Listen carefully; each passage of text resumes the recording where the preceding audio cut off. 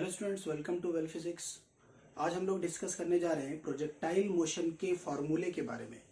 जैसे projectile motions में आपको पता है कि जो ऑब्लिक प्रोजेक्टाइल मोशन है उसमें आपको 3-4 फॉर्मूले याद रखने पड़ते हैं। जैसे पहला फॉर्मूला है equation of the motion of the projectile, यानी पाथ ऑफ द प्रोजेक्टाइल है उस पाथ की इक्वेशन क्या है वो आपको याद रखना पड़ती है। और सेकेंड नंबर पे फिर आपको range of the projectile R का फॉर्मूला याद रखना पड़ता है।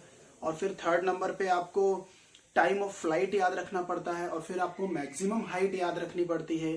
तो ये 4 फॉर्मूले आपको याद रखने पड़ते हैं ऑब्लिक प्रोजेक्टाइल को एक्सप्लेन करने के लिए, उसके न्यूमेरिकल्स को सॉल्व करने के लिए। और मोस्टली वैसे तो 3 टाइप का प्रोजेक्टाइल मोशन होता है: oblique projectile motion on inclined plane and horizontal projectile motion. लेकिन इन तीनों में सबसे ज्यादा इंपॉर्टेंट अगर हम बात करें तो सबसे ज्यादा इंपॉर्टेंट है oblique projectile motion, first type का। इसमें ये 4 फॉर्मूले मैंने आपको बताए हैं।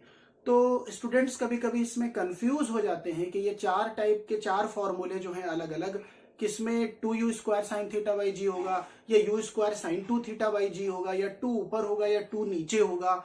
इसमें बहुत सारे बच्चे कंफ्यूज रहते हैं। तो यहां पर मैं आपको सिर्फ एक फॉर्मूला बताऊंगा, 4 नहीं आपको याद रखने, आपको सिर्फ एक फॉर्मूला, जो फर्स्ट फॉर्मूला है यानी equation of the path of the projectile, आपको सिर्फ वो फॉर्मूला याद रखना है। और उसी फॉर्मूले से आप आगे के जो 3 फॉर्मूले हैं, रेंज और मैक्सिमम हाइट और टाइम ऑफ फ्लाइट, वो तीनों फॉर्मूले उसी फॉर्मूले से आप डिराइव कर सकते हो। तो चलिए देखते हैं। तो सबसे पहले मैं इक्वेशन वो लिखता हूं पाथ ऑफ द प्रोजेक्टाइल। तो ये लिख रहा हूं मैं इक्वेशन ऑफ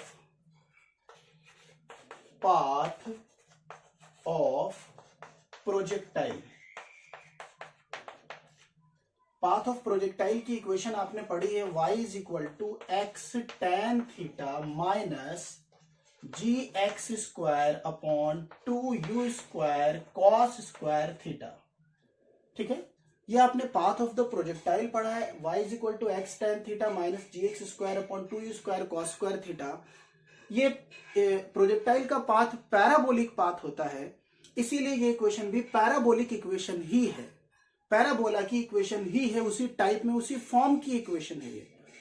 तो ये तो मेन इक्वेशन है, ये आपको याद रखना है। अच्छा, यहाँ पे सिंबल्स आपको पता है, ये y क्या है, ये y एक्सिस में डिस्प्लेसमेंट है, डिस्टेंस है, उसकी हाइट है। x ये x एक्सिस के अलोंग हॉरिजॉन्टल है, ये वर्टिकल हो गया, ये horizontal distance. Theta is the angle of projection है, मतलब हॉरिजॉन्टल से कितने डिग्री पे आप किसी बॉडी को थ्रो करते हो वो एंगल ऑफ प्रोजेक्शन होगा। जी आपको पता है एक्सेलरेशन ड्यू टू ग्रेविटी, जिसकी वैल्यू 9.8 आपको पता है।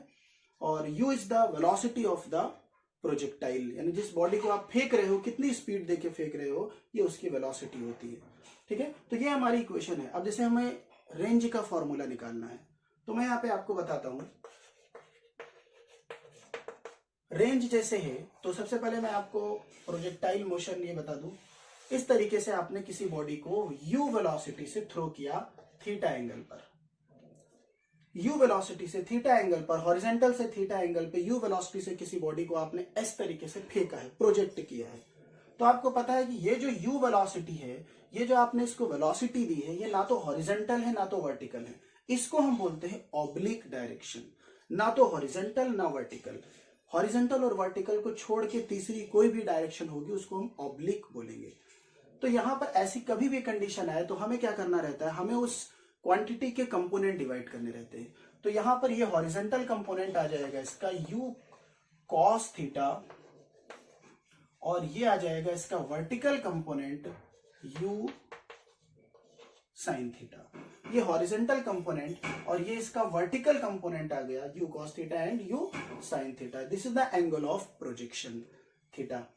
ठीक है, अब आपको जो रेंज निकालनी रहती है, so what is the range, जहां से बॉडी को प्रोजेक्ट किया गया है, ये इनिशियल इसका पॉइंट ऑफ प्रोजेक्शन है। जहां से बॉडी को प्रोजेक्ट किया गया है वहां से, यानी जहां से बॉडी को फेंका गया है वहां से लेकर के और जहां पर बॉडी गिरी है जाकर के, ये इसका इसकी इनिशियल पोजीशन और ये बॉडी की फाइनल पोजीशन है। तो यहां से यहां तक की डिस्टेंस को हम r यानी रेंज बोलते हैं। तो हमारी जो रेंज होगी वो ये होगी। ठीक है, किसी भी बॉडी को जहां से खड़े होकर फेंका गया है वहां से लेकर के और जहां तक वो बॉडी जहां पे गिरी है जाकर के, ये दोनों पॉइंट के बीच की हॉरिजेंटल डिस्टेंस को हम रेंज बोलते हैं। तो यहाँ पे बच्चों आपको r की वैल्यू निकालनी है। इसका एक फॉर्मूला है u square sine 2 theta by g, वो आपको याद करना रहता है, लेकिन अगर वो आप 3-4 फॉर्मूले नहीं याद रखते तो मैं यहाँ पर आपको शॉर्ट ट्रिक देने वाला हूँ। तो देखिए यहां से यहां तक हॉरिजेंटल वेलोसिटी जो है u cos थीटा रहेगी, ये चेंज नहीं होती है। हॉरिजेंटल कंपोनेंट वेलोसिटी का चेंज नहीं होता है, वर्टिकल चेंज हो जाता है। ठीक है, तो इनिशियल से फाइनल के बीच में वेलोसिटी u cos थीटा रहनी है और यहां से यहां तक की डिस्टेंस r रहनी है।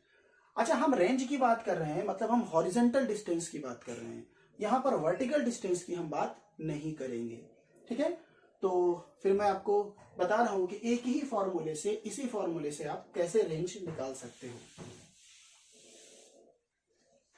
देखिए y क्या है यहाँ पर, वर्टिकल डिस्टेंस, लेकिन आप तो हॉरिजेंटल की बात कर रहे हो, आपको रेंज लेना है, तो वर्टिकल y की वैल्यू 0। आपने बॉडी को वर्टिकल डिस्टेंस नहीं लेनी है क्योंकि हम रेंज कैलकुलेट कर रहे हैं। x होती है हॉरिजेंटल डिस्टेंस, यहां पर इसको हम r लिख देते हैं।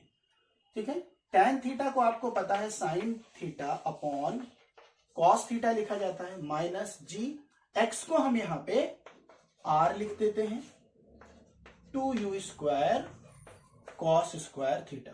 ठीक है, अब इसको दोनों साइड को जो हम अलग अलग कर लेंगे, r sine theta upon cos theta is equal to g into R square upon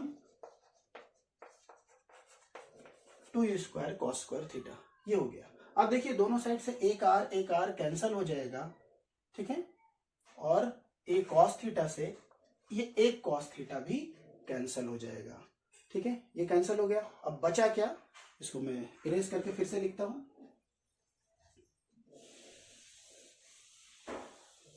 तो देखिए यहां पे क्या बचेगा, अगर हम इस r की वैल्यू निकालेंगे तो ये सब हमारा दूसरे साइड में आ जाएगा। ठीक है, r की वैल्यू यहां से निकाल रहे हैं, ये उठ करके हमारा इधर आएगा 2u स्क्वायर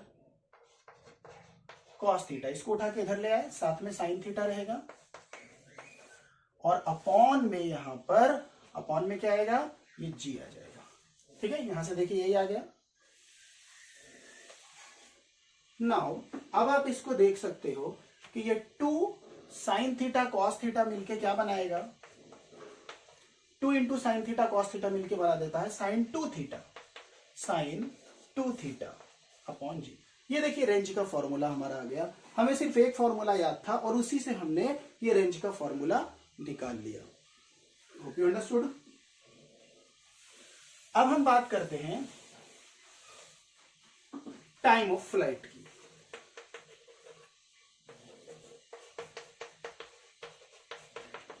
अब हम टाइम ऑफ फ्लाइट की बात करेंगे। तो देखिए बच्चों, टाइम ऑफ फ्लाइट क्या होता है, ये यहां से बॉडी को हमने फेंका है और बॉडी यहां पर आकर के गिरी है। ठीक, इनिशियल से फाइनल तक आने में बॉडी कितनी देर हवा में रही, यहां से आकर के यहां तक गिरने में बॉडी कितनी देर हवा में रही, वो उसका टाइम ऑफ फ्लाइट होता है। तो मतलब टाइम ऑफ फ्लाइट यहां से यहां तक है, इसका मतलब डिस्टेंस तो यही होगी ना, जो रेंज के इक्वल है, डिस्टेंस तो यही होगी। ठीक है, तो अब अगर हम फॉर्मूला लगा दें, सिंपल फॉर्मूला होता है हमारा, speed is equal to distance upon time. कौन सा formula, speed is equal to distance upon time. Speed कितनी, जब हम हॉरिजॉन्टल डिस्टेंस की बात कर रहे हैं तो स्पीड तो हमारी u cos थीटा ही होगी ना, इक्वल टू डिस्टेंस हमारी हो जाएगी r और टाइम हमारा हो जाएगा टाइम ऑफ फ्लाइट। ठीक है,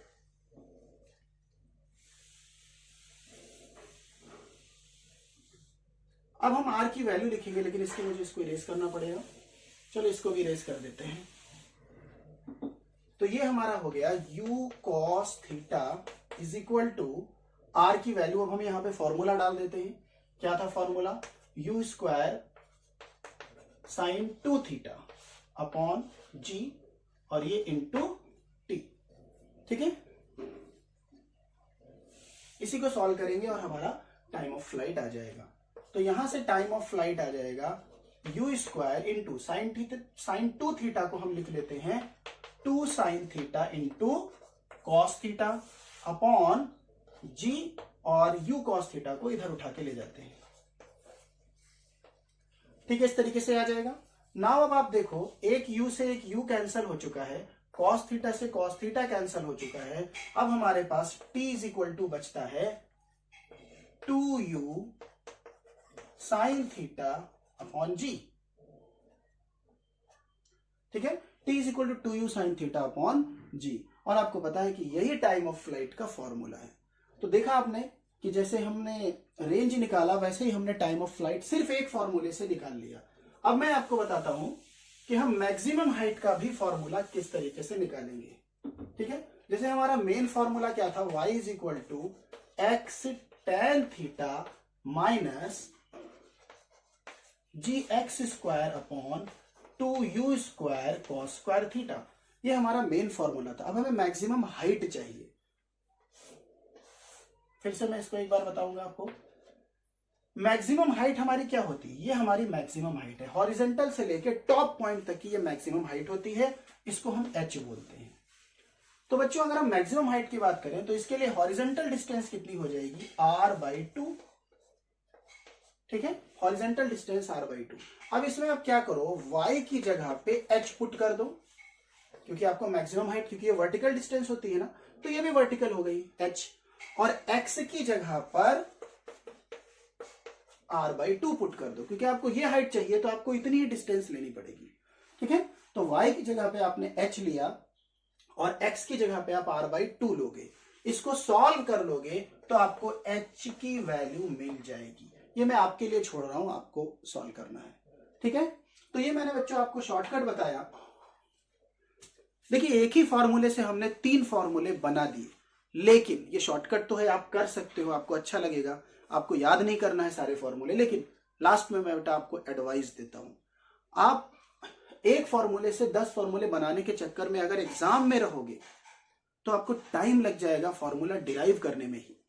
ठीक है, तो आपको क्या करना है, आपको सिर्फ फॉर्मूले याद करने हैं। ठीक है, आपको फॉर्मूले याद करने हैं, लर्न करने हैं। जब आप फॉर्मूला लर्न कर लोगे अच्छे से तो 1 मिनट में एक क्वेश्चन कर पाओगे आप। नहीं तो 1 मिनट आपको एक क्वेश्चन के लिए मिला या 2 मिनट आपको एक क्वेश्चन के लिए मिले, तो उसमें आप अगर फॉर्मूले को डिराइव करने बैठोगे तो 2 से 3 मिनट आपके तो इसमें चले गए, फिर आपको क्वेश्चन सॉल्व करने में और भी ज्यादा टाइम लगेगा। तो इसलिए मैं आपको सजेस्ट करता हूं कि शॉर्ट ट्रिक अच्छी बात है, याद रखो आप, लेकिन आप फॉर्मूले सारे सेपरेटली इंडिविजुअली लर्न कर लो, जिससे आपको कम टाइम लगे। Okay, all the best.